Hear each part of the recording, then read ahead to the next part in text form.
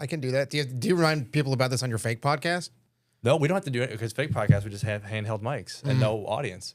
So no one hears it either way. Okay. What a concept. It's a ghost kitchen podcast. Just clip farming. The best element of most podcasts for the people making them are the clips, right? So that's the most valuable piece. So why spend the time to go through putting it out everywhere where there's going to be 100 people that listen to it at best? The lowest amount of effort. You do it once a month. You clip it up for that whole month. You put out a bunch of clips during the month. You had an ethical problem with it. I mean, it's you're trying to get all the reward without the work. Yeah. It's the steroid. It's the steroid. You're the Barry Bonds of podcasts. Here's another In a take bad I way. have. In a bad way. I was okay with Barry Bonds taking steroids. Okay. Is that weird? I need to know more. My gut instinct says that you're wrong, but go ahead. How old are you? 34. Okay. Hey, same. Really? That is tough. That is tough. Is that bad? Yeah, man. You think? Yeah, man. You got kids and a full head of hair.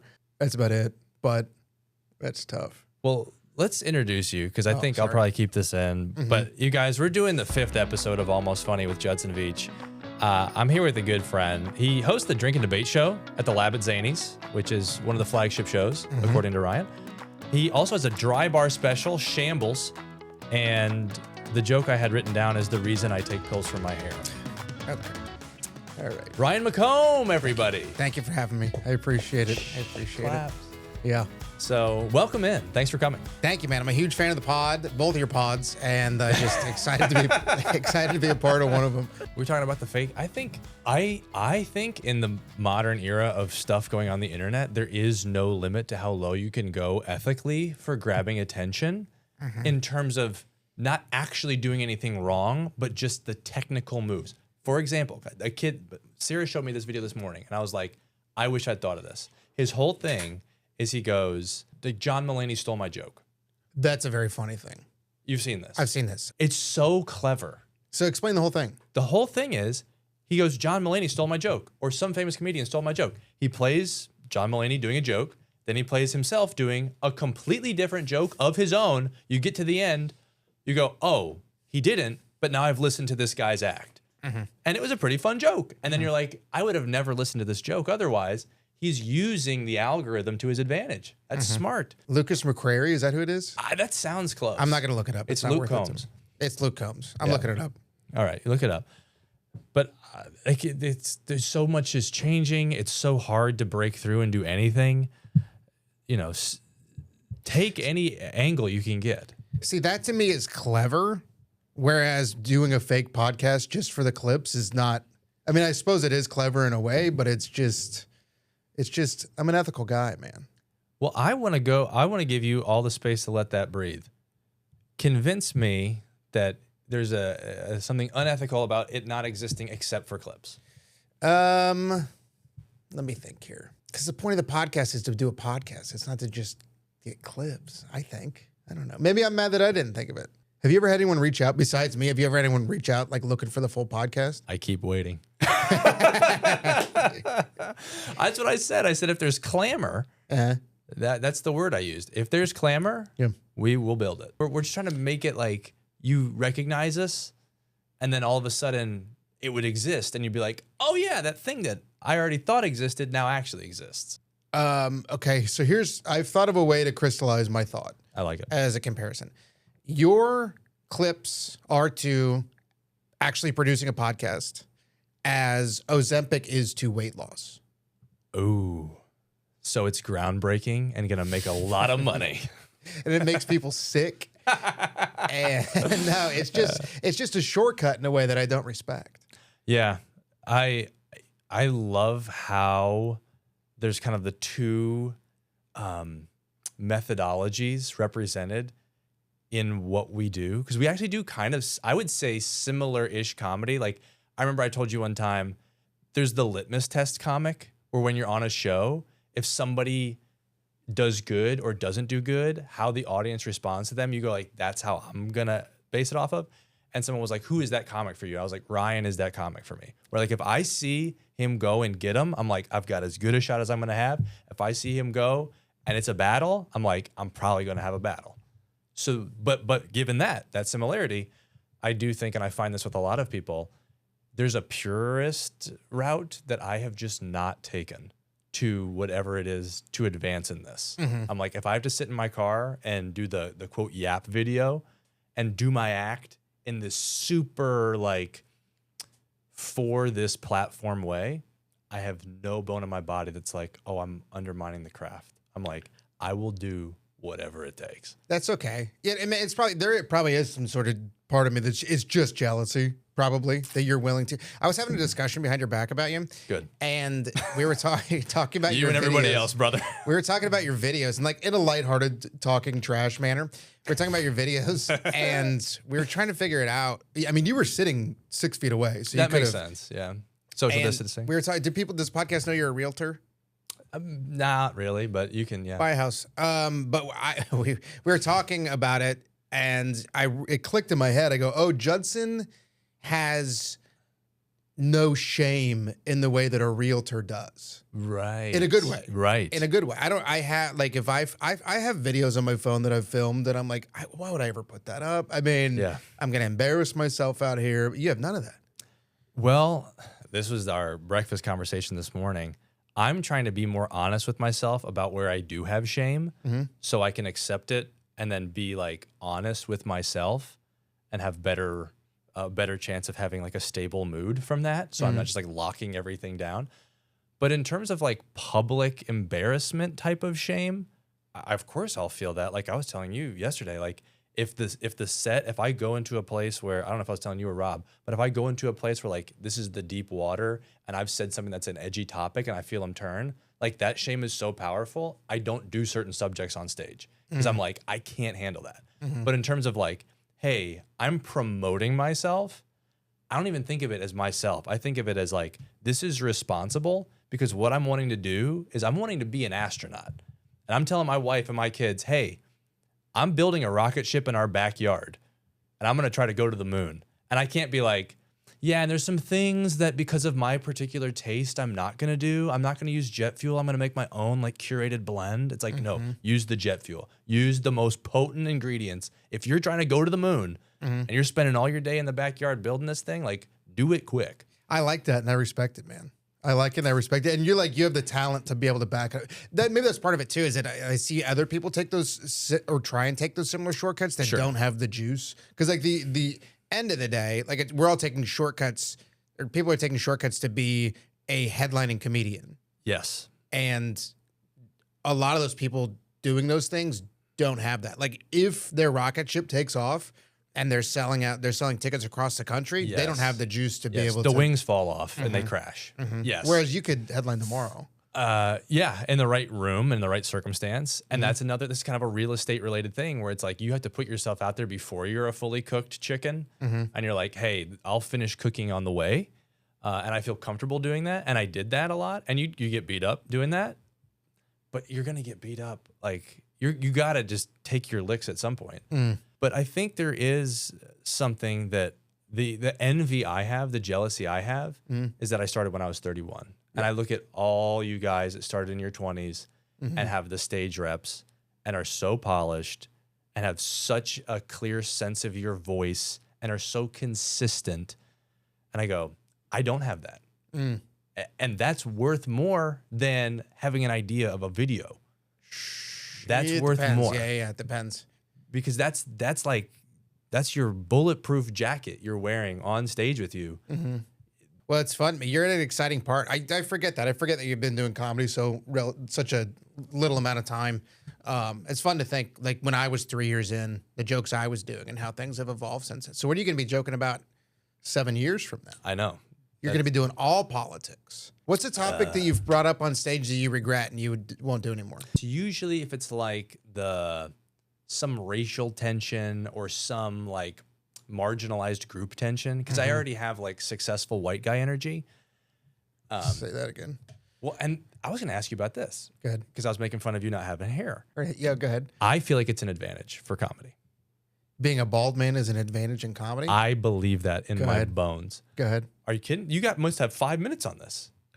I don't have any bald material. I've been doing a bald thing recently in the last like 2 weeks, a new bit but that's the first like specific like bald material I've ever had. Interesting. Yeah. But isn't there like a subliminal effect where I just feel like when it's the same phenomenon as like when there's like a really big guy. Mm-hmm. It's like, even if he's not doing jokes about being really big, it's like, oh shucks, you know, like he doesn't think he's better than me, or they don't feel like they're lower than you. They have like one thing over on you. Interesting. I never thought about it like that. I've always, my hair, people make fun of me a lot and like, you know, genuinely like, or like, you know, light ribbing and all that stuff. I'm not getting bullied out here or anything like that. Yeah, People yeah. make fun. I don't think of it that often. It's just another thing, you know? But that's good. It would be weird if you were thinking about it all the time. I think a lot of bald people are though. I think about my hair probably way more than you think about your hair. Show me what you're working with. Are you kidding me? Right here? This is a nightmare. Yeah, it's not As soon as I make enough money, that sucker is getting filled in. How we doing up here? The pills are working. Are you really taking pills? Oh, of course, brother. Wow. It's the same philosophy as the Instagram. Yeah, if yeah, there's yeah. something that will fix this, if there's a way to do it, I will say yes. Mm-hmm. It probably does help me get away with a little bit more stuff. I People can't- are like, oh, it's a 5'8" twink. I wonder about it. I've tried to do jokes about being tall. I was trying to do a joke that was kind of in this vein where I go like, I feel like I'm a pretty chill guy, but I'm 6'1". Like if I was 5'7", my personality, I would be a nightmare. Yeah, I'm trying to lead with like, look, you guys don't know it, but like because a lot of pieces fit together for me, I'm cool. But like I'm one thing. Like if this hairline goes any further back, it's over for everyone. I'm gonna be a huge problem. I want to be honest. The thing is that you are a huge problem. People just don't realize it because you're a handsome guy with a full head of hair. That's what I mean. I'm like, it's like makeup on women. It's like I'm wearing like the male version of makeup a lot. Yeah. You have great hair, man. I really needed to hear that. Pull Thank you. the thing back. I mean, like, you know. No, don't hide it with your hand over here. Show me exactly. There's decoration on this side, but I use this. So it's a lot of strategy going on. Yeah. I'm trying to create a lot of illusion. Dude, I tell you what, if I had that head of hair, it would be an issue. It would be an issue. If I had the confidence that came with like a mediocre head of hair like that. Yeah. Wow. You'd be slaying ladies. Would you use it to get women? Would you use it for ill like that? Well, but the thing is, though, if they hadn't met me and they didn't know that I used to be bald, they'd be like, why are you talking about your hair so much? You have a regular head of hair. That's crazy. But I've already decided I don't care how hair transplants come along. I don't care how cheap it gets to go to Turkey. I'm never doing it. It's the same theme again. Yeah. You're such a purist, and I respect that so much. It's so not me, but I love it. I also respect that a lot. Thank you. I've actually had a hair transplant. Bomb drop. What? For real? Yeah. I didn't know you could look like this. All right, take it back. The reason I did it is because I caught it so early. I started losing my hair in college, and I was like, I had the foresight to be like, now is the time I've got to make this call. I either try to save it or I go, and my parents helped me out, and I did it. So Can you meander around and get into one of the screens? yeah. There's no camera on you? No, he doesn't have a camera. This is hair transplant hair? Is this changing your mind? I used to be very ashamed about it, but now This is crazy. Yeah, you got to crouch down a little bit. Yeah. That's incredible, man. I mean, you like, Wow. It worked. yeah, it's solid, and I'm on the medicine too. So How long ago was this? 2 years. Way to go. That's amazing. So, but my whole point of saying that is I respect the people that made the leap. Like even though I'm not as ashamed of it as I used to be, there's always a part of me that's like, Wait, which one is the leap? The leap to not the do leap it? to shave. Oh, the leap to just the go leap full. to embrace it. Yes. Yeah. Yeah. Yeah. I will say that like I'm lucky enough that I have like a well-shaped head. Amazing. I have head. some things, I have a nice smile. I have things going on. If I was just a hideous beast and needed to, maybe that way. But my whole thing is, and I'm curious to ask you, the principle that I'm working with here of like, if I got self-conscious enough about my hair to go get a hair transplant, I get that done. Then what's next? Can you grow a beard? Not even close. No. Okay. I would just get a beard transplant. Well, there you go. Yeah. Speaking of my wife. All right. No, but speaking of our topic today, you've brought a topic that I'm excited because I have the littlest amount of base knowledge of it, but I want to expand it. Yeah. We've done nothing to set it up. This feels like a totally random shift. Speaking of adventures, Ryan, what's the topics you brought for us today? I'm excited to. You told me to pick a topic a niche topic that I know a decent amount about, and I'm excited to talk about. So I would love to talk to you about the Lewis and Clark expedition. Let's round up the carriages. There was no carriages. No, there were not, because there was no. Anyways, go ahead. Well, the thing that I know, and you tell me if this is right or wrong. Okay. They were eating like, I don't know, like 15 deer a week or something. Like they were just living off a deer like you've never heard. Like it was only meat, like kind of what everyone wants to do, like the carnivore diet thing. Because they're just going out further and further into the wilderness. They're like, I guess it's just going to be deer again. Yeah. Yeah, I mean, when you get that far out there, you're taking what you can get. And if that's another deer or bison once they got closer, farther west and all that stuff. But yeah, it was a pretty heavy meat diet. Yeah, they brought along their supplies, but stuff runs out and nothing went how it was supposed to. So yeah, a lot of deer, a lot of meat. When they got to they went all the way to the Pacific Ocean, ran out of food. Ran out of food. No game to be hunted. It was a tough winter. So what they did to survive the winter is they traded with the local Native American tribe for their dogs. And then Where's this going, Ryan? That's what they had for dinner. Oh, puppy chow. Sorry. No, that's good. Oh, man. I've been trying to turn it into a joke because it's just so funny to me. But people don't like it at all. People are so sensitive about dog stuff. So I was trying to make a joke out of it because to me the concept is so funny that because they spent the entire trip, the Lewis and Clark expedition, being so scared of the Native Americans and being so anti-Native American and these savages. They're disgusting. We're trying to convert them and we're trying to set the stage. Like, they were trying to convert them a little bit to Christianity. Not as much. I guess assimilate's a better word than. They culturally convert. Yeah. They're trying to show their domination, and I mean there was some of it of like, hey, we're just passing through, but there is some, you're trading with them, and they're the first guys to the first white men to come across, but they're like, hey, it's coming, y'all better get ready. But so they have this view of it's literally savages, right? Yeah. And they show up and they get to the Pacific coast and they're like, I don't know what we're going to do about those savages over there.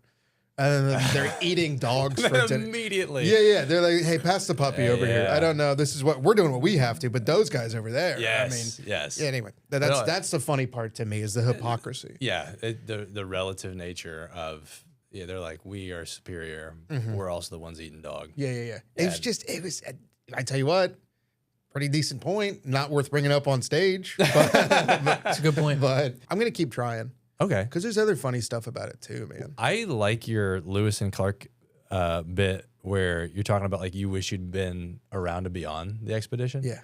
I really love that bit. Thank you, man. That's another one that doesn't... Really? That bit goes well if I'm headlining a show and people are there to see me, which happens not very often at all. But like when I'm after this podcast, more and more. Yeah. When I'm back in my hometown doing shows, I mean, that joke goes pretty well. But yeah, the idea, I need to rework it. I think there is something there, but basically just when I read a biography, I just can't help but, while I'm reading, just imagine me being friends with whoever I'm reading about. Like, I just put myself into that. That is relatable. Yeah. That is a thing where you go like, we would have been buds. Yeah. And then I tried to pitch you that line, like, if I'd been around, it would have been the Lewis and Clark and McComb expedition. Yeah. Have you tried that? No, dude, I gave up on that joke. That's a joke that pops up. I have my big cork board with all my premises on it, and that's when it's on there that when I'm going to an open mic and I don't have something I'm passionate about, I'm like, let's try this again. Let's try it exactly like I tried it last time when it didn't work. And...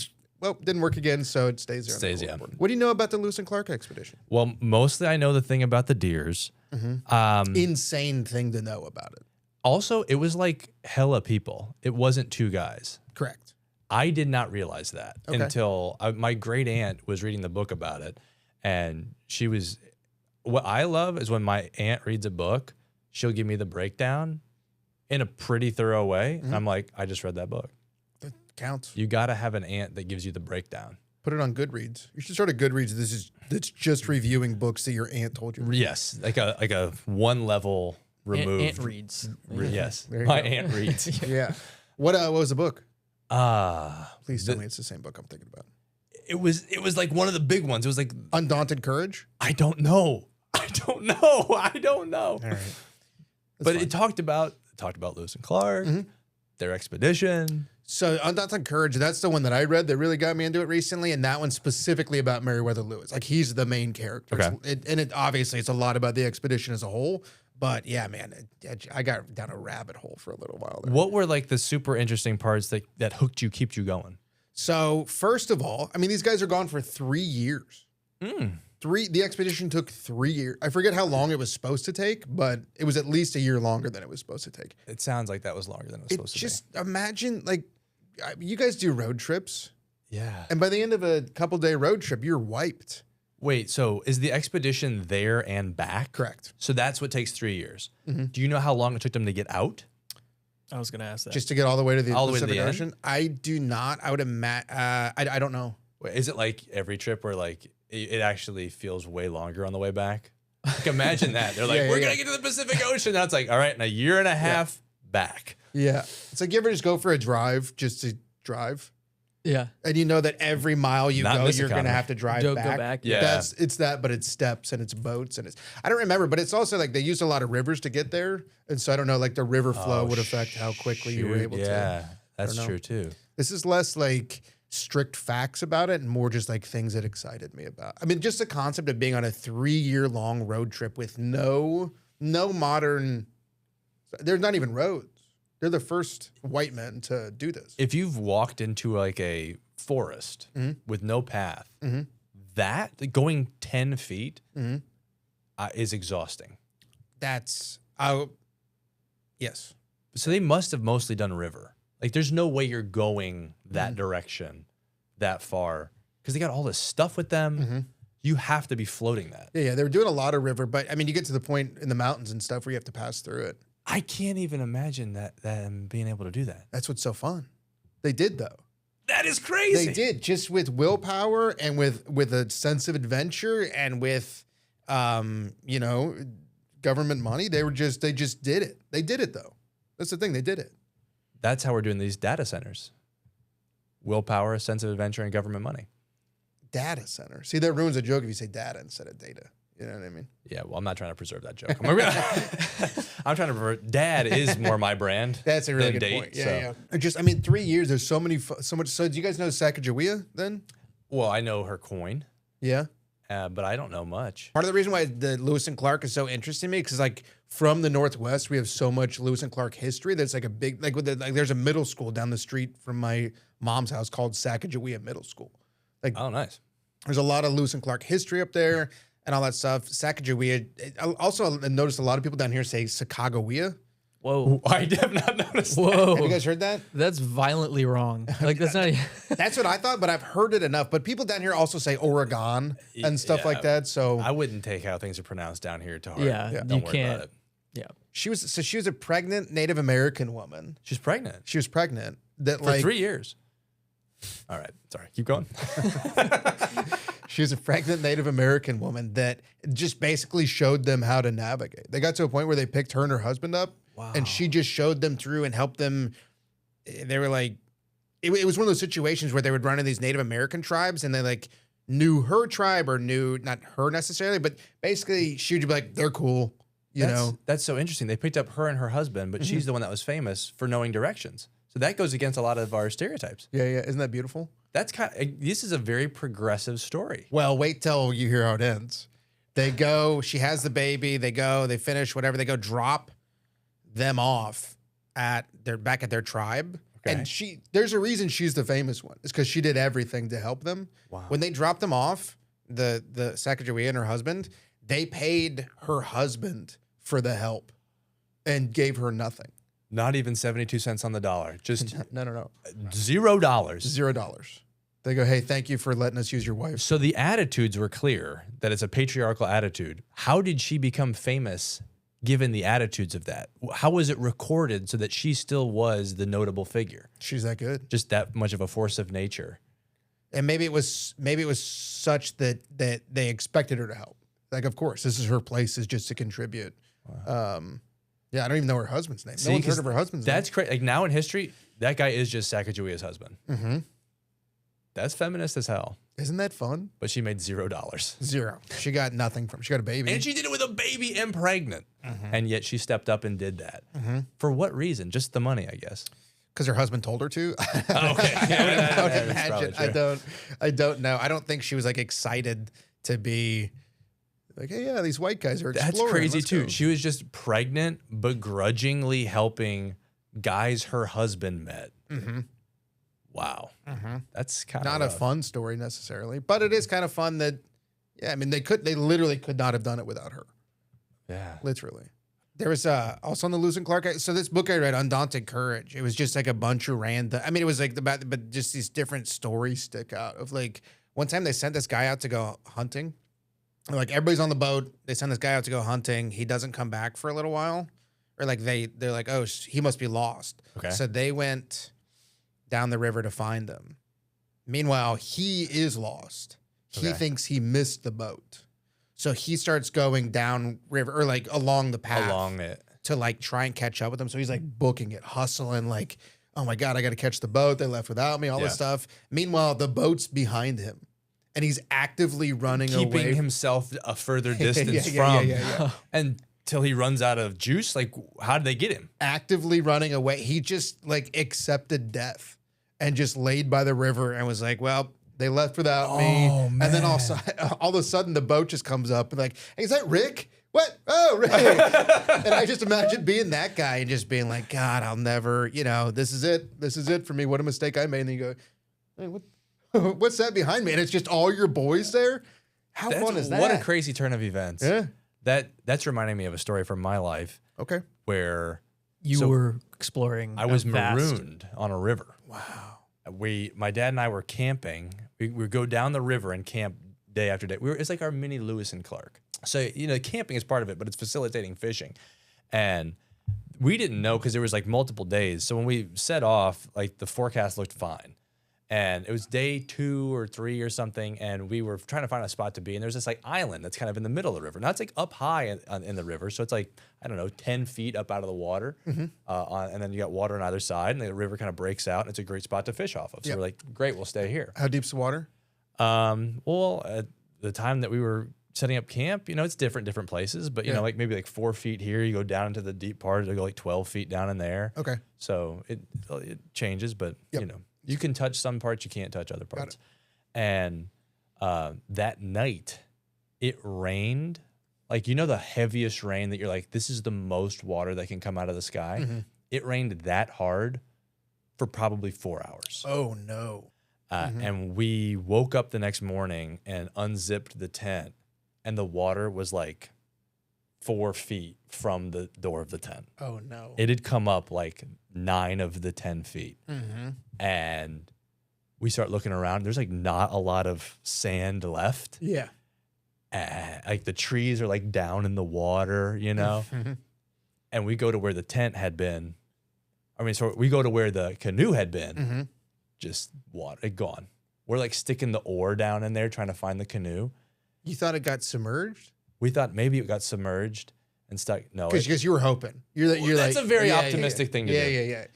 You're like, clearly this boat that floats didn't get swept down the river. It clearly got buried in water. It was swept away. You want to hear the most optimistic thing I did? Yes. I wrote a note and I put it in a beer can and I sent it down the river with a message that we were stuck.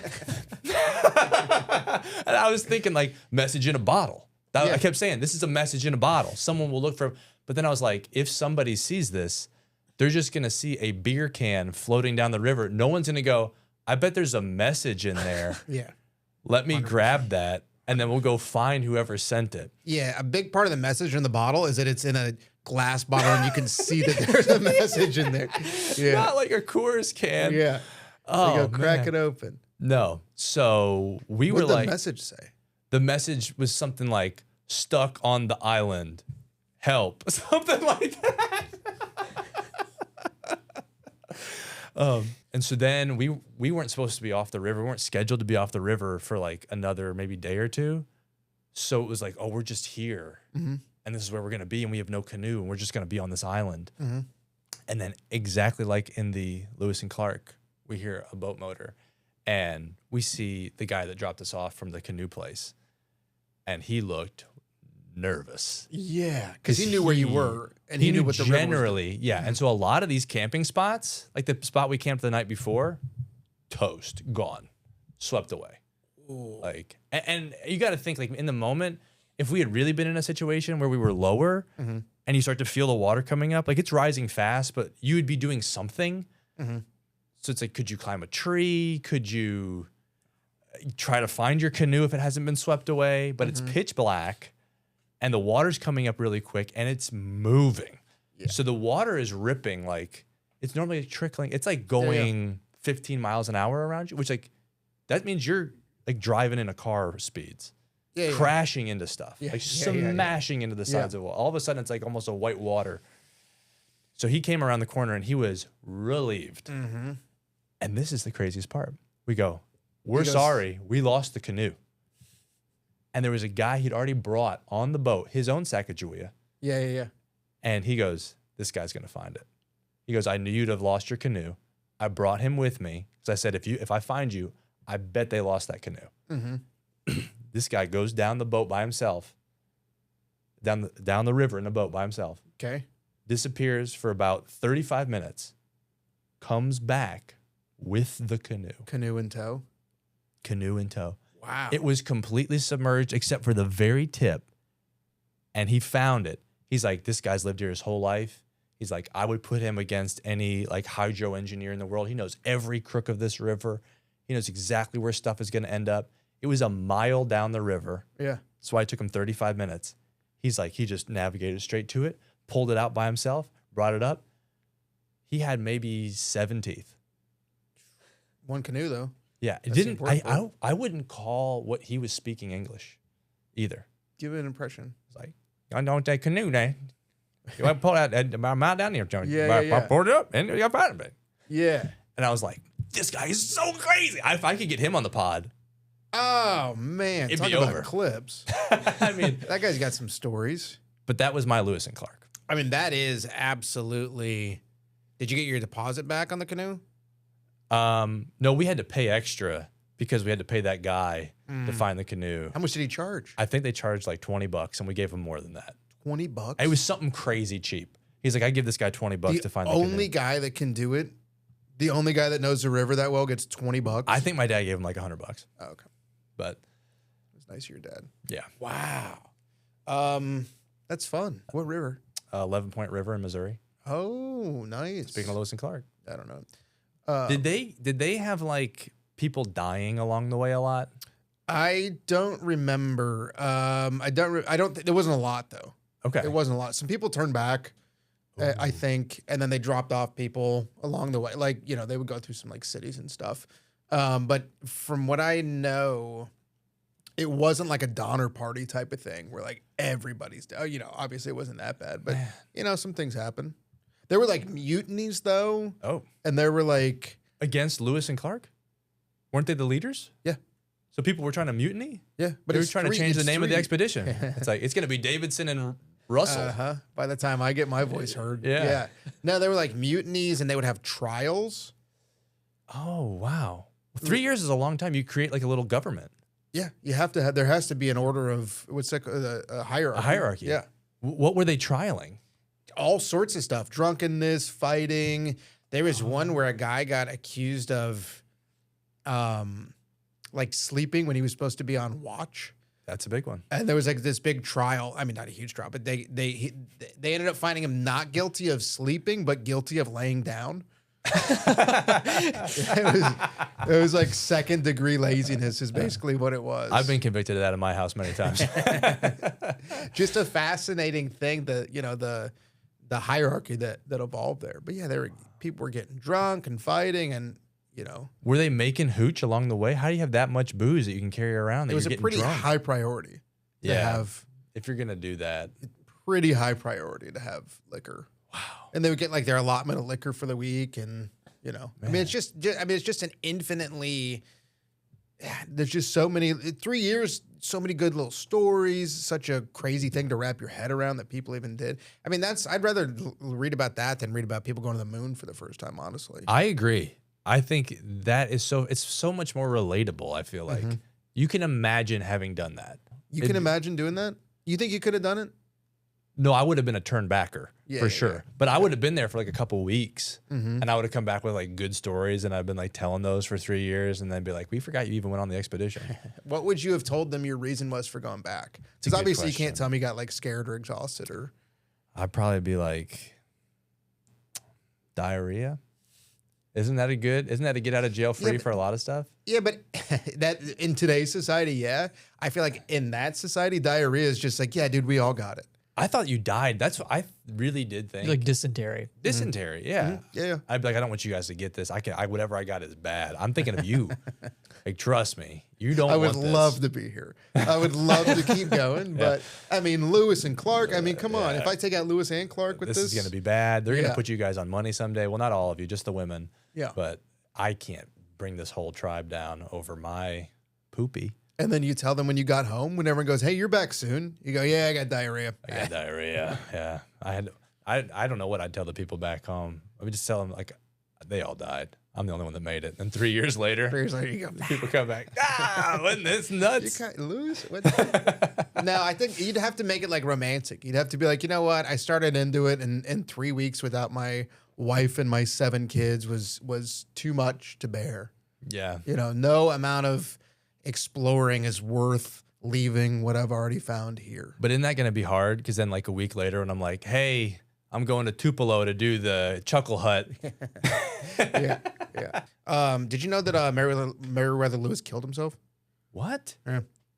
Why? I mean, I don't know if you ever know why, but Well, what kind was of. the story? He got, crazy thing. He, dealt with a lot of like depression and stuff. There's a lot of, or it's kind of unfounded, but there is a theory that a lot of his mental problems were due to untreated syphilis. Oh. Just because he was out there getting crazy, caught some syphilis, and then it, whatever it was. Yeah, that's what was it, Al Capone? I don't know. Don't worry about it. We'll cut it. Yeah, this is pretty dark. We might have to cut this whole thing. So his death site, Meriwether Lewis's death site, is like an hour from here, along the Natchez Trace. Interesting. Yeah. But so he kind of went nuts from the syphilis, presumably, and that contributed to the conditions that made him be like, I got to get out of here. He also, like, the expedition went way over on time and way over on money. No and he, kidding. like, so he spent all these people's money and they're, like, wanting it back. Or the government specifically was like, hey, when are you going to pay us back for that whole thing? Maybe that's why he took 3 years. Like, as soon as he went over the money, he's like, let's just take our time, boys. Just make it count. We got blank checks. yeah. I mean, they really did. They had blank checks from the government. They're just like, figure it out. I don't know, man. So he was like, got into politics when he came back, but he just was convinced that everyone hated him and he was a failure for a failure? They didn't think it was a success that they charted all the way out there? It was a success. And like the plants that he sent back and the descriptions of everything was hugely successful, but he just, because he couldn't pay him back. Yeah.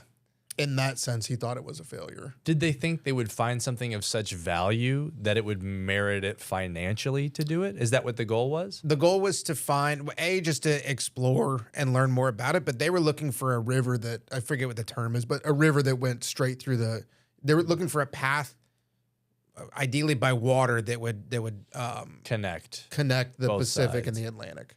And they knew the Pacific Ocean existed, and they knew that it was what was over there. Mm-hmm. And they knew that's where they were trying to go. Just no one had ever gone that way to it. Correct. Yeah. What years was this?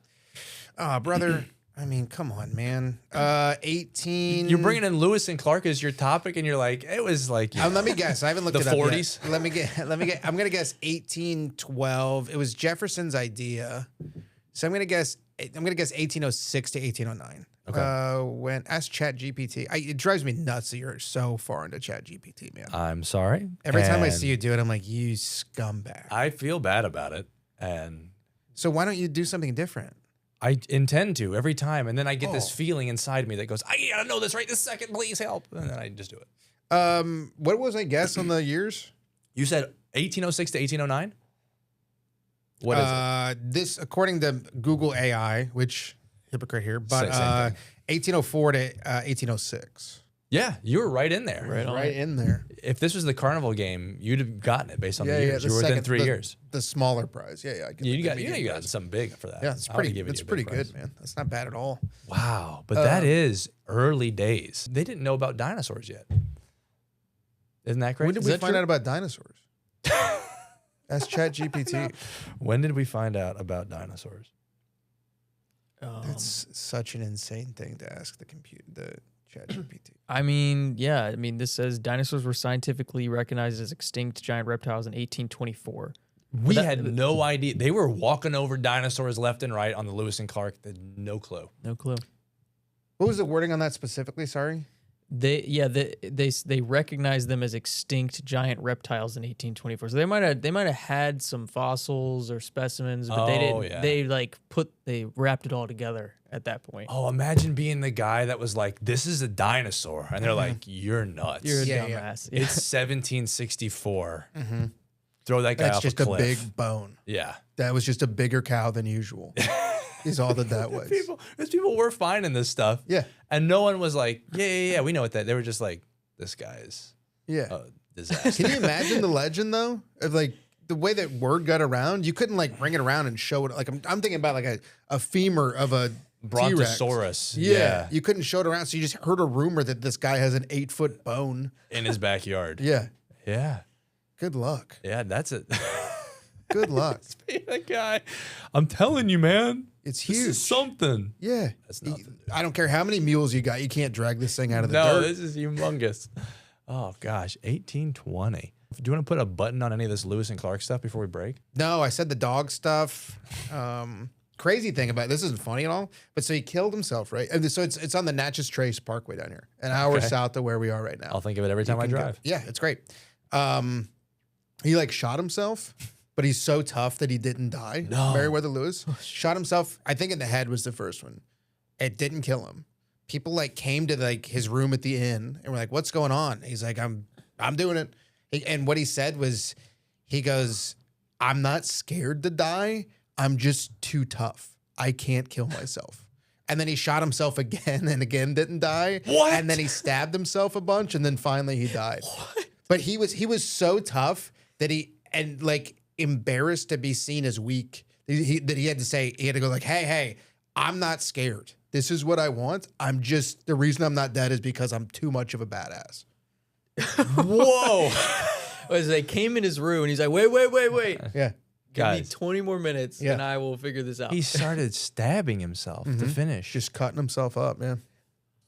He ran out of bullets, or That's a good question. I think he just got the hint. He's like, if 2 bullets don't do it, I don't know what 3's going to do. That's a great case against syphilis. I mean, don't get it, and if you get it, clear it up fast. Wrap it up. Yeah. You don't want to Wrap be. it up, baby. Yeah. All right. So anyway, that's Lewis and Clark, That's man. Lewis It's and Clark. I mean, there's just 100 million. There's a ton of good stories there. Lewis and Dark. That is brutal. All right, and with that, No, that's fine. that's good. I'm glad you brought in Lewis and Clark. That's a fun tale to tell. And I feel like the expedition that I want to continue for you is this hair transplant expedition. Yeah. During the break, we were saying I'm closer than I've ever been to getting a hair transplant. Safe to say, hair transplant is growing on you. All right. see, he is good. He is good with the little word stuff. He's great at it. He's great at it. Yeah. But Why are you blushing right now? Because it's embarrassing to do wordplay. But we did just take a break. We'll let the audience in on that. But Hayden was saying that you did it in Atlanta, Atlanta, yeah. but you wish you'd gone to Turkey. Just I would have saved a lot of money, yeah. But like the phenomenon of the Turkish hair transplant exists independent of any kind of advertising or marketing campaign. You've never seen a commercial for it. Meanwhile, you were talking about Bosley or whatever it's called, where there are billboards for that everywhere, but no one thinks of Bosley when they think they think Turkey. You got to go to Turkey. Yes, of course. What else? What other? So Brazil's got the butts. Yeah, Brazil's Turkey's got the butts. hair. What else? Are there other cosmetic exports like that? Oh, I was just thinking like Is there like a facelift capital? Is there like a place where facelifts are the best ever? I was thinking more like Trader Joe's has those little cookies. But like you never see a Trader Joe's advertisement, but everybody knows like that's where you go But that's in America. to get frozen dinners. A place that's known for a thing a cosmetic thing. I think face transplants is like, Face transplants. what did I say? That's what you said. Facelift? Facelift. Face. No, I'm doing it all. I'm getting the hair. I'm getting the face. Getting the foot transplant. Facelift. That's somewhere in Asia. Yeah, I would assume. I don't know. Is it Asian facelift? I think so. If If I you was, asked ChatGPT where you should go for a facelift, it would be somewhere in Asia. I've already used way too much water on the Lewis and Clark thing. I can't You hit use your more. limit. I hit It's my like- limit for ChatGPTing. We'll have to just make it up. If I was gonna get a face transplant, I would want to do it in Asia. I feel like they'd know how to do it better. Right? Go ahead. Why is that? They use chopsticks. Are you kidding me? They're gonna know how to get in there and do all the little stuff. You want They're you not want your using face chopsticks. transplant with a fork? Is that what you want? Not doing surgery with chopsticks. You don't know. You've never been over there. I got a hunch. You got a hunch they're not I using have a hunch. chopsticks. But Yeah, but yeah, isn't that what you use little tiny tools? Dude, they're practicing their surgical movements From the first every time day they for can years. move their motor skills, they're practicing for a face transplant. It's over like we were there. playing Operation, but they don't need Operation. You want those big, chubby, greasy American fingers doing your face transplant? That's so funny. That's the reason there's so many Asian doctors is because they're like, I'm already good at it. They're chopping it up, baby. Yeah. If you had to get one cosmetic thing, we'll take hair off the table. I've done a few already. So I'm taking pills for the hair, but I also I got veneers on 2 teeth. Okay. I had 2 short teeth. The lateral incisors were pretty short. Which one are they pointing out? Like not your big teeth, but the ones right next to them. Okay. And they look fine. They're not like amazing. But what will happen to me is if I hit my head, if I hit the front of my head, my teeth will clang together in a way that this left one pops off and goes flying across the room. What? It's a double embarrassment because you've just publicly hit your head. So you're already like, oh, gosh. And then there's a projectile. And then you spit a tooth out of your You mouth. have to go find your tooth. And you have to go, guys, nobody move. My tooth's on the floor. I've done it over the stove, into the stove. I've done it getting onto a boat. Is there anything more embarrassing than getting onto a boat wrong, first of all? And then you hit your head and you're like, I've hit my head getting on the boat. And then I hit my head getting on the boat and I spat my tooth out onto the deck. Oh, sorry, guys, nobody splash. Is this a bit that you do? This would be No, great. this is just my life. But I'll see if I can work it in. You were talking about the self-deprecating earlier. It's a great way to get into it. Of like yes, I'm hot, but I have my flaws. There's a downside. This tooth flies out sometimes. This tooth goes because you're not flying. even when you said hit your head earlier. I was like, how often is this happening? More than how you'd often think. are you hitting your head? Not often. But And you're maybe- talking about bonking your head. Bonk, and it's a specific spot. It's like hitting like the jackpot button, and like all the teeth fall out. It's like boing. Just flies out. That is so fun. Oh man! But so that's the one regret I have about it is I'm like, that is a bummer to always be knowing like I'm one bonked head. But this did get me into a bit because now I think that your tongue has a mind of its own. Everyone's tongue has its own life that it lives, independent of your brain. Okay. And the case that I make is like, when you burn the roof of your mouth and your tongue just be like, this is what I'm going to do today. Mess with this now. And you're like, you don't have to do that. And your tongue's like, no, I do. Got it. Okay. But now my tongue has learned this problem. So when I'm around stuff that my brain thinks I'm about to hit my head on, my tongue creeps up like this. It goes right up. Bracing for impact. Bracing for impact, like an airbag. Yeah. Like to protect, it's like, okay, put the seatbelt on because there's stuff you could hit your head on. And I won't even know I've been doing it. So I will realize, like, if you're in an area, almost like this studio where there's like stuff you're kind of ducking under, all of a sudden my tongue will come out. And so I'll just walk around like, That's like this, evolution. like I'm ducking and I got my tongue. So that's embarrassing. That's really funny, man. Yeah. I'm a big guy of like, it has to do with the hair thing, but like, I'm a big guy of like, you know what? This is what I look like. This is it. And whatever. That's the right attitude. Because Because it'll never stop. There's always another hair to shave. There's always another tooth to knock out. That's why I don't get hair. I don't even think about hair transplants because there's always going to be something else. Yep. You can't be a slob and go about. I mean, I got a tooth. It's not a veneer, but it's like this one here's fake. Oh, really? Yeah, Okay. yeah. So there is some cosmetic stuff I'll do, Yeah. and you can't be a slob. But there is some point where you do have to go, hey, Look, I'm not going to fight it. If you can't find canoes in deep water, you need all your teeth. I feel like that's the trade-off. Yeah. Like you got to have them all, or you got to be like, I get that canoe right there for you, Roman. So those are your options in life. Yeah, I'm not good with water, so I made my choice. This is a little bit of a turn, and we can cut this if it isn't fun. Okay. I wanted to do a blind ranking game with you. Great. You're a sports guy, right? You Oh, like yeah. Sports. This is going to be blind ranking sports accomplishments, but each one of them has a twist. I got 7 of these. Okay. All right. First one out the chute. You win an Olympic medal in an individual sport, Yeah. but it's bronze. Oh, okay. All right. So you just said you win a bronze medal, but you had to put it in your little in the way In my butt formula. Butt formula. Olympic bronze medal. That's really impressive, man. You're when the year the Olympics happened, you're the third best. You're the third an best at your individual thing, and it's Yeah, an give me- individual. It's not a team. It's an individual. Give me number 2. Number 2. Yep. All right. Wow. Big moves here. All right. Oh, that's why. Just briefly, that's an international competition. Yeah. You were the third best in the entire world. No, I think that's a safe place to put it, honestly. And knowing the rest of the list, I didn't think you were going to go that high that early, but I think you'll be glad you did. I'm good at this stuff. I Good. know. He's a pro. Super Bowl ring, but you got it from being an assistant coach. 6. Okay. Respect, but yeah, It feels like, oh, you got the ring, but like, all right, you were more of an ancillary. huge part of it. You can't do without it. But an assistant coach, yeah, 6. Okay. I'm impressed. Yeah, I'm impressed. Your team wins the NBA championship, but you were injured for the entire finals series. So you're there the whole season, the whole run. You're a part of the playoff success, but they actually, all the games in the finals, you were on the bench. Injured. They won without you. Let's go with number 4. Yep, that's safe. Yep. Oh man, I'm having some regrets. Good. Similar, your team wins a Stanley Cup. You never started. You were always coming in off the whole season.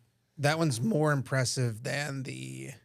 That's number 3. That's right above the NBA Okay, one. so you're like a role player on a Stanley Cup. Yeah. That's more impressive because there's so many substitutions in Yes, hockey. you're out there on the ice so much. Even if you're the 3rd or the 4th line, you're still getting some. Although the line they do rotate less players in the playoffs, so it's a similar thing. But yeah, that's impressive. Man. Okay. You're out there a lot. You said 3. Yep. So I saw the 1 spot. What do I have left? 1. Are you keeping track of this at all, Hayden? I don't know. Not. In my head.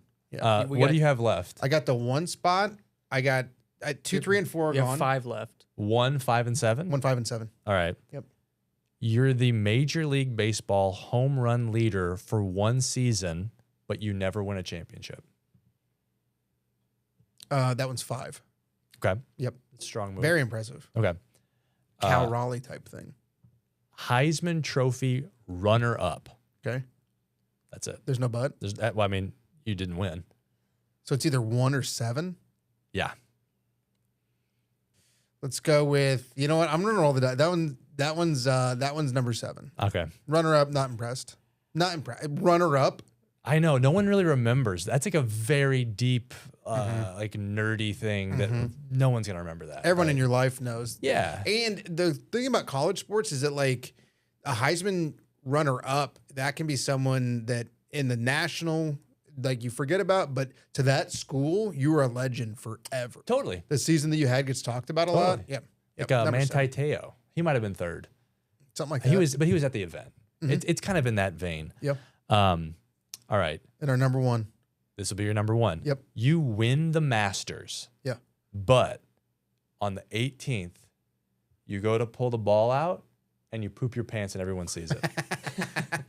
That's great. That is number 1. I feel like it should be. You Yeah, won yeah. the Masters. Yeah. Who no one's going to care. Huge. Does not matter if you pooped your pants. No. It's just going to make it more memorable, honestly. Yeah. You'll be the guy that pooped his pants. Like Yeah. they'll show that clip every year. Yeah. You know what I the mean? green jacket and the brown pants. That is Yeah. a tradition unlike any Yeah. other. That's great. Would you? Yeah. Oh yeah. That's super. The Masters is hard. Yeah.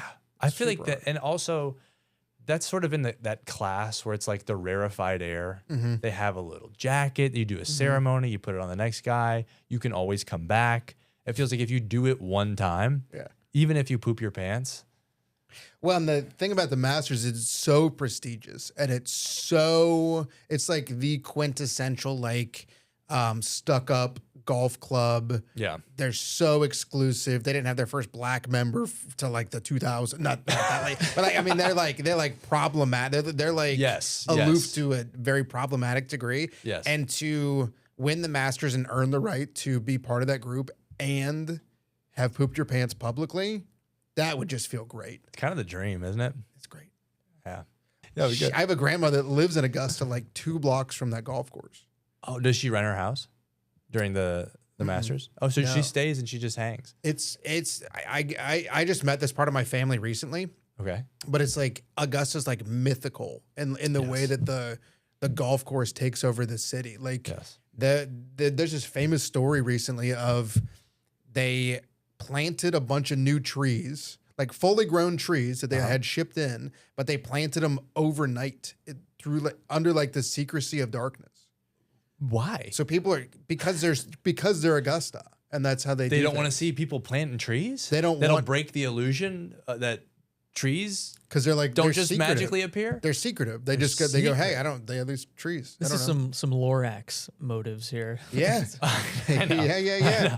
So they were saying that, like, my family was saying that, like, you just woke up one morning, drove to work, and there are these fully grown trees that were not there. It's like when you showed back up to school with your new hair. With your hair. It was like, what happened here? Dude, look at you go. You've been growing. Yeah. They have tunnels that go under the, like, secret tunnels that go secret under tunnels? the thing. Yeah. Augusta, like, shuts down the city to the point where, like, I mean, it just controls the city, the golf course does. There's all the businesses within, like, a 3-block radius of the course are, like, painted Augusta colors of, like, the dark green and the white. Yeah. Like, there's churches that are painted dark green. Coming up to the tournament and, like, the weeks before, they'll go around, and if your lawn is, like, out of order, they'll, like, mow your grass for you just so the neighborhood looks better. It's like a built-in HOA. Yeah, and if I could do that, if I could be part of that, a group that takes things that seriously and be a guy who publicly pooped his pants. Yeah. That's. Have you ever hit somebody playing golf? No. When- No, I'm bad enough at golf that, like, if I'm swinging the club, everyone knows. Everyone gets You go, out "Hey, there. This could go literally anywhere. This is a problem. Good. Well, this was not with a golf club, but we were hitting balls in the backyard when we were kids, and my buddy was having trouble making contact, and his older brother was there, and he kept, like, he couldn't hit the ball at all. He was missing, and he was like, "Good swing, Tiger," doing all that stuff, and you could tell he was getting madder and madder at his older brother, and then he threw the golf club, and his brother ducked, and then it hit this other kid, Zach, in the head, and his like tooth fell out? split his head open, blood everywhere. You know when you're a kid and something happens and you go, "You're gonna be in so much trouble." Yeah. It's like, oh, this is unrecoverable. You might as well just retire. Well, and also when you're a kid, there's a thing where the second after you do something and it goes bad in the yes. way, you go, I should have known that was going to happen exactly like that. Yes. I was so close to knowing that was going to happen. It's kid brain. It's like there's a certain point in your life cycle, like it must be that frontal lobe doesn't get developed. I have so many occurrences where it's like when you're a kid, you do the thing and you're like, what? That was such a bad idea. Dude, I know. What were we doing? The most diabolical thing I ever did as a kid. And we were at a restaurant, me and like family friends and something. I had this buddy named Cooper, and he went to the bathroom, and I put salt and pepper on a napkin. And he got back, and he like sat down, and I just like flicked it into his eyes for no reason. What? I don't know. That's not really a prank. I That's know, more of an attack. That's like an an assault and pepper. Hey, there he is. It was straight up an assault, and I thought it would like garner like a lot of laughter. And I was like looking around, everybody's like, "What the hell?" And I remember just being like, "What?" I had like one of these moments, like, "What have I done?" Yeah. Yeah, That's tough. Yeah, when you're mean to someone and it bombs, and you just look like a jerk, You look, Yeah. dude. tough. yeah. That's what I never mean. I had a story I was going to tell. I won't even tell it because I feel that bad 'Cause about you're it just a still to bully? this day. It was just such a bad idea. I told a kid that his dog had died while we were at his house. I don't know why I thought it would be like a joke that he like got, but then he took it serious and he went to his parents and was crying. And I was like, this was the worst thing a human's ever done to another human, you know? And I was like, oh, haven't you read the Lewis and Clark book? It's all fun. But yeah, so that's the type of thing. When you're a kid, you go like, let me just go with this. Yeah, you just do. And then you're like, Why would I have ever How did you thought- tell him the dog died? I was just like, hey, did you know your dog died? When you were at his house where Yeah. the dog was? Yeah, but I'm like, obviously he's not gonna think, you know. But I wasn't thinking about that much. It's like you just are like just around here just See, saying stuff. I get that one more than what I Did you did. hear Honestly. the dog died? Did you hear your dog? Hey, did you hear your dog died? And he's like, what? And he just took it 100% serious. And then he immediately left. And I'm like, I can't even paper over this now. He's like gone. Yeah. And I'm panicking. Yeah. And he goes and tells his parents. My parents are there. And they like, they come to me and they're like, you can't, what do you even say to a kid? You can't do that. Like, Yeah. obviously you can't do that, Mom. I know that. I thought it would be fun. I thought it would be fun to tell him his dog died. Yeah. And I still feel like so bad. I don't know if I'll ever be over it. I think, yeah, it's pretty bad. That one at least does make sense. Where you're like, because there's a point when you're a kid where you just try and see, you're just like You're just saying trying crazy. stuff. You're just trying Edgy. crazy You're just things. trying Now throwing salt and pepper in someone's face. That one, I don't even, that like to this day, I'm like, what is like Jekyll and Hyde almost. I Yeah. was like, something came Who am over I? me. I'm just And a also- balding middle schooler just throwing salt in Exactly. people's eyes. Also, like the dog thing, that's just something you say, and then you put it back. Yeah. You're like, oh no, you had to Yeah. like prep. Yeah, there was like it was like a trap. Like it was Yeah, a trap. Yeah, yeah. How old were you? like, I was probably 11. Okay. Oh, too old to do that. Okay. You have to go to the doctor? No, he just Dr. Pepper? They flushed. He went to Dr. Pepper. Yeah, they That flushed his wasn't- eyes out. Oh, Dr. Pepper. Yeah, that's pretty good. Dr. Pepper. That's the best one you had all day. And because it actually was It worth hit it. you, Because yeah. it took me a second. Yeah, 'Cause I just later. thought of the soda guy. Yeah. I was like, we're talking about, and then He threw pepper in his That's eyes. your best one. Gotta of go the to day. Dr. Pepper. Keep up the good All work, right. man. Clip it. Yeah. Can I pitch you anything? Yeah, we don't please. have to get No, into no. it. I was thinking about it earlier today. You and I have a very unique connection Okay. that I don't know that much about your thing, but you have the joke about being a ballerina because your dad was a ballerina. Yes. So, and my dad is a stand-up comedian. I didn't know that. Yeah. So we have this weird connection. It might not be perfect to get into on the podcast just because it's so new, but like we have an interesting connection there of like, Yes. What is the inaugural class of My Dad Does Stand Up? How do you get into it off of your dad doing it? it was literally, so I mean, I grew up, my parents were split. I lived with my mom, saw my dad once a week or whatever it was. And so it was never like, I was never like deep into it of like, come do this, come do whatever it was. But it was just always in the back of my head that he did comedy. I wasn't going to his shows. I didn't see him perform. It was in my- Clean comedy? No. Okay. Okay. No. And he's like a regional at his comedic peak. He was like a regional opening act. Okay. I mean, he would headline occasionally, but he's like, Was he full-time comedy? no. Okay. No, okay. no. Not even but a close. comedian, like a Yeah. working comedian, but like, the way we're all trying to work it. Yeah, he was like local, like back when the Spokane's club was like a C club. He was like the house MC. Okay. And when there were multiple clubs, and he was getting like spots on the weekends and stuff like that. But it was never like, I don't think I could be wrong about that. I don't think he's ever had merch. I don't think he's ever had. Yes. He's headlined and stuff, but I never really. It was in the back of my head that I might want to try it one day or whatever. But the first time I ever did comedy was I dropped out of college and was living with him. Moved back to Spokane, and he was just. I was living with him, and he goes, "Hey, I'm going to open mic," and I go, "Okay, I'll come along." And then I just wrote 4 minutes or whatever it was. On the way to the open mic? It was probably a couple hours notice. Wow. Yeah. And so you signed up. Mm-hmm. How'd it went go? Fine. Okay. It went That's fine. incredible. Yeah. If I could write something in the car on the way over or a couple hours before and it go fine, that's the dream. Yeah. But it was also like not fair because it's like a novelty of like, oh, Ken's son is doing comedy. Let's all watch. Of course. A Let's all supportive give him a audience. chance. Sure, Yeah. sure. Yeah. It wasn't just some random guy if I would have done those same jokes in a room where I didn't know anyone, it would have gone really bad. Okay. Yeah. Or, some of it might have been fine. Sure. So yeah, that was like the inaugural thing was just go along the open mic, and then it went fine enough, and then now here we are.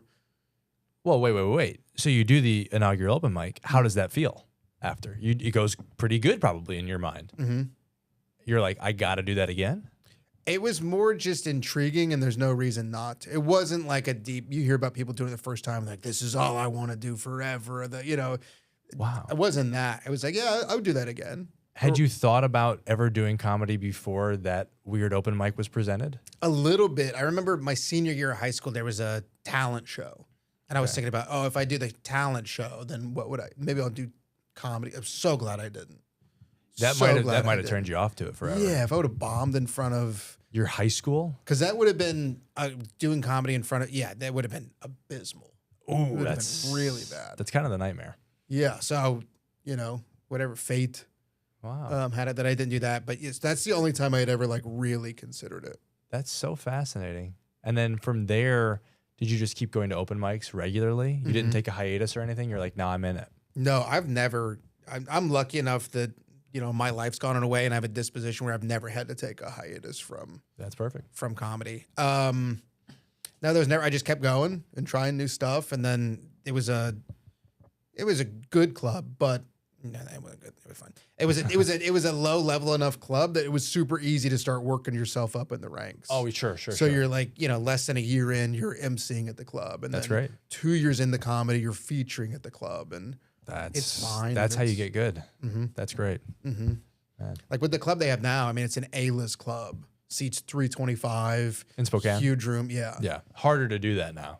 Oh yeah, and I can't imagine like the host sets I had or the feature sets I had, like having mediocre sets in front of that big of a crowd. I mean, it's just got to be so hard. Yeah. Yeah. I've been moving around on stage. Have you seen my bit about dancing, learning to dance? Yes. Yes. yeah. You're two-stepping something. Yes. Been moving around on stage. a lot, Now yeah. you're having to do dance. Mhm. Oh, yeah. I'm doing your thing. I've never danced on stage. People encourage me to dance on stage, and I've never done it. I'm gonna encourage you to not do that. Thank you. Yeah. I have the exact same instinct. Yeah. I do have a lot of purism comedy instincts and taste where it's like there are directions I could go Yeah. that would be like hooting and hollering and entertaining for people that I'm like, I will not be doing that. Wow. So that is, again, on You'll get there. stage. On stage. You'll get there. If it's like, because I already feel like I'm degrading myself so much to do the phone thing, I'm like, go all the way. Whatever the people want, I'll dance or what. I haven't never danced, but like if that became something that got me a ton of followers, it's like, Yeah. why the hell not? Yeah.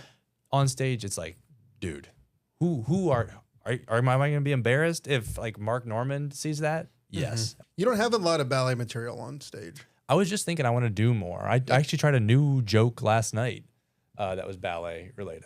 Have you felt like this? I always feel more comfortable on stage when I can speak with authority on a topic where I go, I know so much more about this than the audience.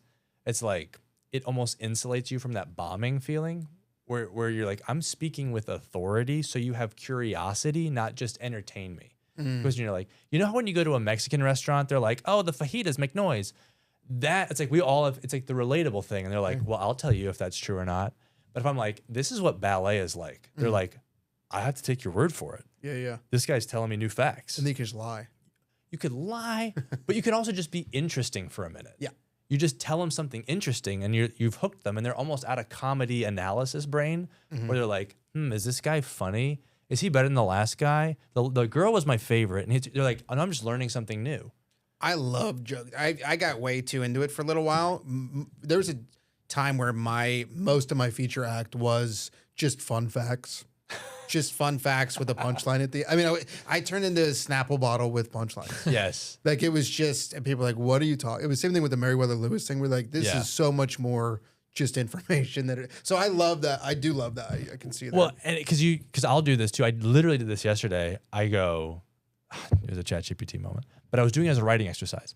I was like, give me 10 facts that most people don't know that are 100% true.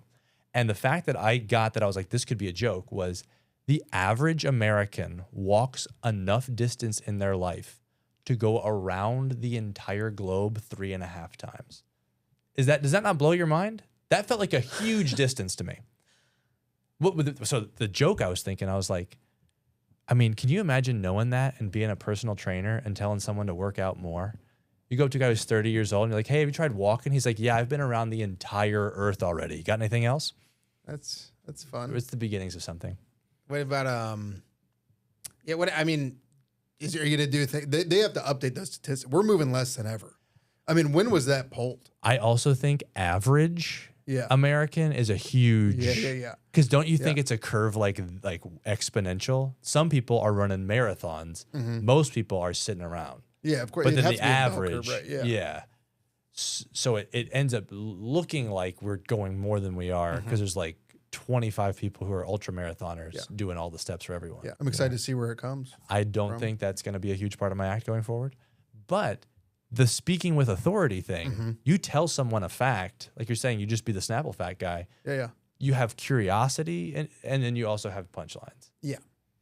I think that's good. But when it's personal, like when I'm saying I did ballet, it feels more relevant than a Snapple fact because they're going, oh, this guy did. Like if you had been to the moon and you were like, I'm going to do some jokes about having gone to the moon, I'm going to care that they're funny a lot less because I just want to hear about you going to the moon. Sure. But you also can't get too in the weeds with like too specific because then you lose the relatability. That's why I don't have more material on it. It's hard for me to write for a general audience when I have so much information. Yeah. I've had way more success making videos for a ballet audience online about it than I have having jokes that work on stage. Because everyone whose algorithm that ballet video is in knows what you're talking about. Because I can speak to them on their level inside, and it's very fun. But I can't do inside with the general audience. So I've got to find the line of like, what are your assumptions, which are very superficial and base. You have a base knowledge. Gay. So yeah, you obviously get a lot of mileage out of gay. Is there a specific thing you learned in ballet or a habit you built in ballet that is translated super well to comedy? The thing, it's not even a habit. It's the unknowingness that you work every day at it. And it's built in. So like you're a robot and the software is downloaded that every day you do this. And there's not even a thought that comes up like, oh, I wouldn't. It took me so long to stop doing ballet because the thought would never even arise to not do it today. And then it was like, I had that and it was like everything shattered. And I was like, oh, I have free will. I could not do this. That lack of free will to not, I've just completely applied to comedy. That's a huge one. I guess. There's destructive patterns in that. Oh, of course. But like there's a lot of comics or anything in life, like you don't realize the consequences of stopping or like letting your foot off the gas. It doesn't feel relatable to me. I don't know what that feeling is. But a lot of people have it though. I see that, and it is like an alien thing. Yeah. Where I'm like, why would you not just keep going? Just keep going. Yeah. But that is what gets downloaded. Because they didn't do ballet when they were a kid. That's right. Because but there is subconsciously, you do know that like if you took 2 years off from ballet when you were younger, or if you doesn't even happen. Skipped practice, what doesn't happen? Taking 2 years off and then you don't. You just don't. That'd be like you're retired. Yeah. You know what I mean? Yeah. But yes, it's a good habit to build. Yeah, I think I try to have it serve me. I think I don't want it to be based out of fear of failure, where you're like, if I stop, I'll fail. I want to have a better calibration because I don't want to do that at the detriment of like my family. Well, the positive way to look at it is that consistently, and even if it's just little steps every day, the consistency is what matters, I would think. Yeah. I mentioned it earlier, but like, and I have no like confusion around my comedy career. Like when I have a dry bar, I do some stuff. I don't think I'm a gigantic thing. I preface what I'm saying with that. I mentioned earlier that like I've never taken a hiatus from comedy. Yes. And I think that specifically in Spokane, that's specifically one of the reasons why I rose to the level I did in that scene is because almost every other comedian took time off, sometimes voluntarily, sometimes because life stuff came up or mental health stuff came up or whatever it was. And I mean, that consistency and never taking a break is one of the reasons why I got up that way. Did you ever feel like I want a break, or did you feel like, no, this is my base setting, I just want to keep going? I've never wanted to take a break. There are times where I get exhausted with going to open mics, or I get exhausted. The calendar's dry and I don't feel the motivation to get out there and build new stuff.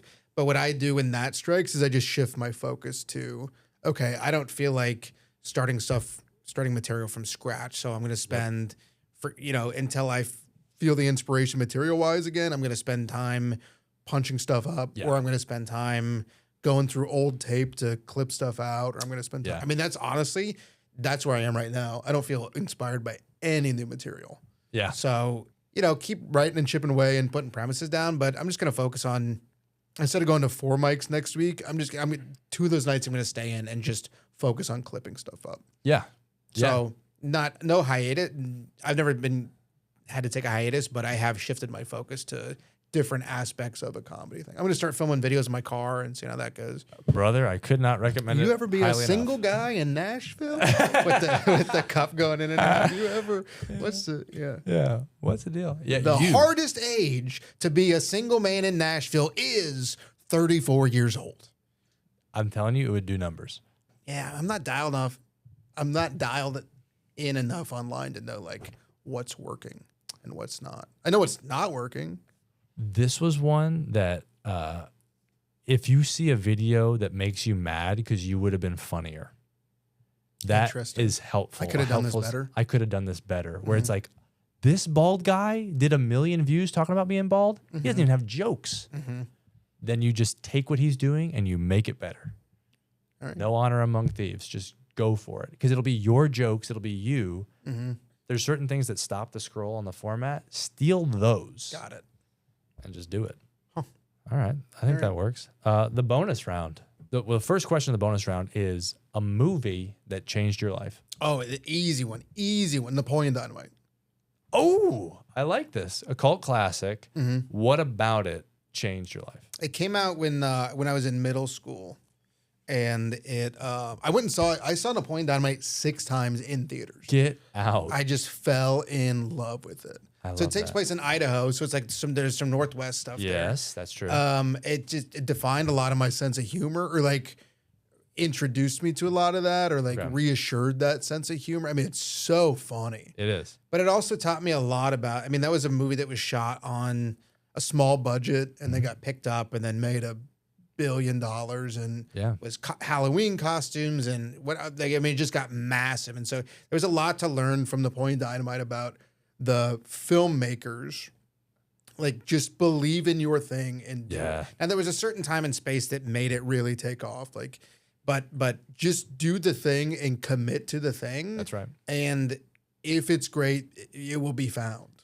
This is such a theme for this episode where you're basically realizing honor your taste and do it radically and authentically to the nth degree of your thing. And when it hits big. Yep. So nobody on paper would have said, this is a blockbuster. No. But the taste of it, the nuances of it, the genuine, like, this is really hilarious stuff, but nobody would have given it a chance. Yeah, there's almost a purism, the success of the niche or the success of the purism of that did speak to you. So I feel like I'm making a connection for the listeners. Go ahead. No, that's good. That was nice of you to do that for them. I try. They wouldn't have figured that out themselves. But it's one of those things too. I mean, yes, it was successful and it was all this stuff, and that is what I said. But it also, like, even if I would have just loved that, then that's enough for me. That also clocks. Yeah. It didn't. You're not even saying it changed your life because you saw it have success. It just changed your life because it spoke to you and you loved it. And the success did help as well. Yeah, it was encouraging, and it's okay to be odd. Yeah, and it's okay to be. I mean, it was like, I wasn't putting it together that time, but like that movie's rated PG or whatever. Like, it's clean and it's quirky and it's clever at times, and it's just without a doubt, that's the movie that changed my life. That's a great choice. One quality that you would give, this could be to your kid, your grandkid, a niece, a nephew, any young soul in your life, one quality that if you could just download it into them, what would it be? Oh, interesting. I just bestow this quality upon them. They just get it to make the world a better place. I was going to say empathy, but I think empathy has too many drawbacks. You meet too much of an empathetic person. It's a complex thing to deal with. I would go with, I'm trying to think. I would go with dedication. Dedication. Yeah. I think that's so valuable in life. And if for them specifically, I'm thinking of my nieces, if they just find the thing that they're into and they dedicate themselves to it. I'm just trying to think of the opposite of laziness. And that is dedication. Okay. Well, to feel energized to pursue something and to continue to recommit to it. Yeah. Dedication to the people in their lives that they are worthy of the dedication, and the hobbies and the interests and the work and all that stuff. I think that if you're dedicated, I mean, we were talking about it a little bit with the ballet and Right. comedy and all that stuff. If you're truly dedicated to something, I think that the sky's the limit if Right. dedication. Now, if you're dedicated to something that's not worth your time, that's a different thing. That's hard. That's hard. Yeah. But, Yeah. anyway, that's mine. I love that. That's a great one to get out on. Ryan, where can we find you? You can find me on Instagrams where I'm doing most of my stuff. Ryan _McComb. Come follow me. Lovely. There. Come see Drink and Debate on June 10th. If this comes out before then, if not, just follow Drink and Should Debate on Instagram, and that's the best thing going right now.